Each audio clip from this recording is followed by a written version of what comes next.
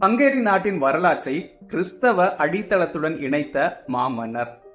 ஒரு மன்னராக மட்டுமல்லாமல் தன் நாட்டு மக்களை கிறிஸ்தவ விசுவாசத்தில் வழிநடத்திய சிறந்த மன்னராகவும் விளங்கியிருக்காரு. செயின்ட் ஸ்டீஃபன் ஆஃப் ஹங்கேரி 10ஆம் நூற்றாண்டுல ஹங்கேரியை ஆண்டு வந்த மன்னர் கேஜாவுக்கு மகனா பிறந்திருக்காரு. சின்ன வயசுலயே இவருடைய குடும்பத்தினர் கிறிஸ்தவ விசுவாசிகளா மாறியிருக்காங்க. இதனால ஸ்டீஃபன் சின்ன வயசுல இருந்தே இறை நம்பிக்கையில சிறந்தவராகவே விளங்கியிருக்காரு.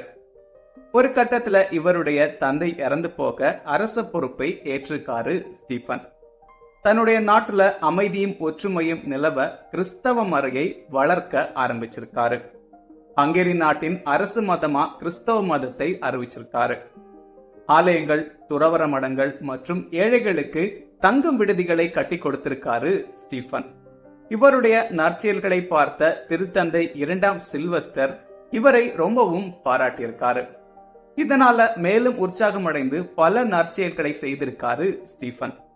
ஒரு தடவை தன்னுடைய நாட்டில் உள்ள யாசகம் பெறும் மக்களுக்கு உதவி செய்வதற்காக பணப்பையுடன் சாதாரண மனிதரை போல நகர்வலம் போயிருக்காரு மன்னர் ஸ்டீஃபன்.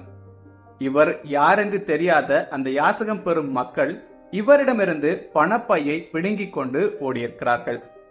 இதை பார்த்தும் கோபமடையாத மன்னர் ஸ்டீஃபன், நான் யாருக்காக இந்த பணப்பையை கொண்டு வந்தேனோ அவர்களே அதை பிடுங்கிக் கொண்டு ஓடுகிறார்கள் நினைச்சு சிரிச்சிருக்காரு. அன்னை மரியாள் மேல அளவு கடந்த பக்தி கொண்டவரா இருந்திருக்காரு ஸ்டீஃபன். தன்னுடைய அதிகாரத்துல அவருக்கு நடந்த பிரச்சனைகளையும் சவால்களையும் அன்னை மரியாவிடம் கூறி ஆறுதல் பெற்றிருக்காரு. தன்னுடைய வாழ்க்கையில ஏராளமான துயரங்களை சந்திச்சிருக்காரு மன்னர் ஸ்டீஃபன். தன்னுடைய மகன் எமரிக் நோய்வாய்ப்பட்டு இறந்து போயிருக்காரு.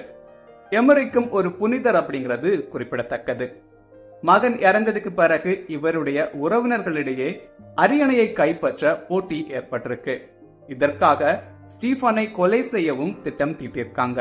அதிலிருந்தும் தப்பித்து இறுதி வரைக்கும் இறை நம்பிக்கையுடன் தன்னுடைய நாட்டை வழிநடத்தியிருக்காரு மன்னர் Stephen. August 16 Saint Stephen of Hungary feast day.